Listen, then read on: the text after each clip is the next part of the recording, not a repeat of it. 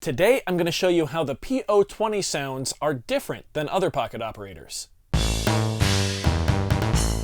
Freebeat. Hey, how's it going everybody? Welcome to Freebeat, where I post new music-related content every single day, so if that sounds good to you, hit that subscribe button, ring that notification bell, let's get started. So this is actually a video I've been meaning to make for a while. I started my pocket operator journey with the PO-33KO, and I know that a lot of you out there have done that as well. Now, when I made the jump to the PO-20 arcade, I was a little surprised to find out how differently the arcade handles its sounds compared to something like the PO-33 or one of the more modern pocket operators. You might assume that they're very, very similar because they are both kind of the make a full track groovebox style pocket operators out of all of the 9 or 11 or 12, how many ever there are now with all the extra additions. But the PO-20 arcade handles its sounds very, very differently. And that's what I want to show you today, just to kind of bring some awareness to this in case you're a little confused like I was when I got mine. Each pad on the PO-20 arcade is its own sound, not a category or a collection of sounds like on the PO-33. So for instance, sound 2 is the kick drum. That's just it. It is the kick drum. Sound 3 is the snare, 3 is your hi-hat, and so forth. Now, as you can see, all of our melodic sounds are also taken care of like that. Now, you might wonder, well, how do you change the pitch on your melodic sounds since you can't play the arcade like you can with the 33, where it spreads the pitches across all the pads? That just doesn't work on the PO-20, and the way you do that is by using knob A. And that's also how you sequence those sounds as well. So we could select that little lead there and put it in rhythmically, and then you'd have to hold on each step and change the pitch that way. And I've actually made a video on how to do this a little more efficiently. But you can see that's how it works.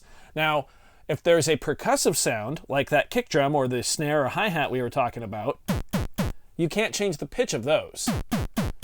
Instead, knobs A and B control different parameters that are unique to each percussion sound.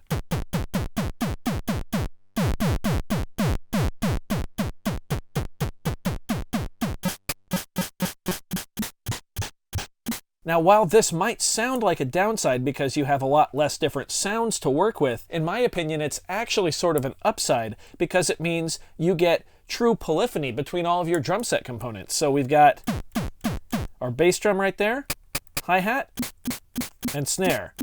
Let's dial in that snare sound a little. Let's shorten up that hi-hat. There we go. So you can do things like play the drum set polyphonically.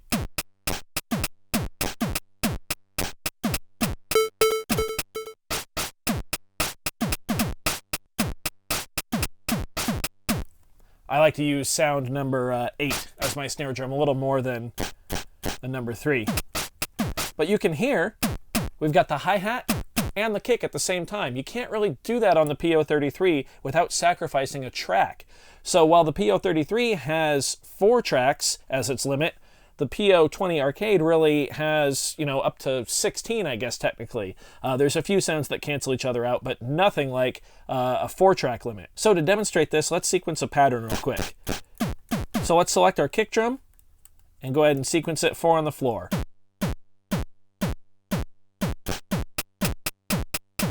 Let's switch to our hi-hat now and sequence a pattern. There you go.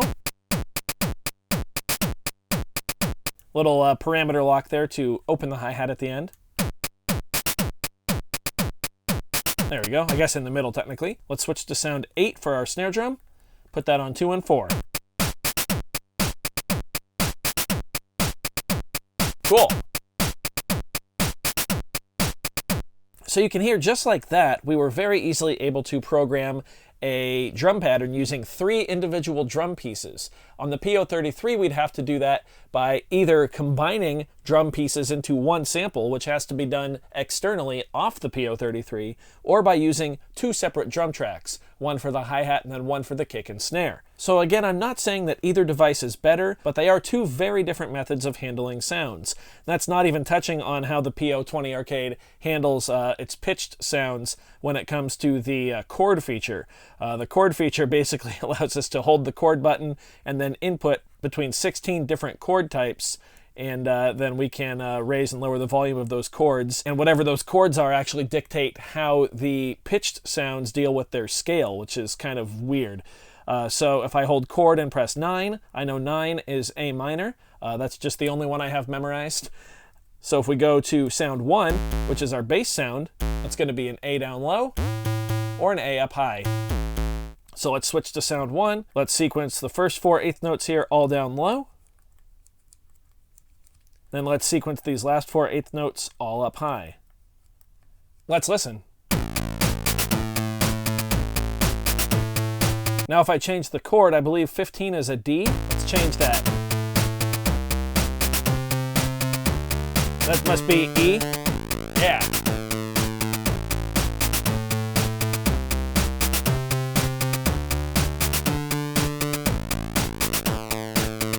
And that chord feature also determines what our arpeggio type sounds and all these random little bursts sound like. So for instance, let me chain 2 measures of A minor, then 1 of D and 1 of E. Let's listen.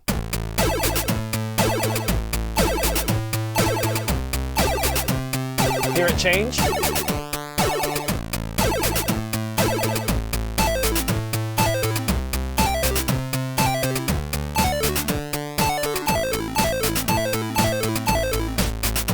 So by the time you bring in the chord itself, by holding the chord button and then using knobs A and B to determine the level and the kind of sidechain pump, you can get some pretty full sounding tracks on this thing. In my opinion, they can sound even fuller than the PO-33 because you're not limited to 4 tracks. You can really have, like I said, as many of the 16 notes as you want playing at the same time. So it's very, very cool. Let's hear what that might sound like.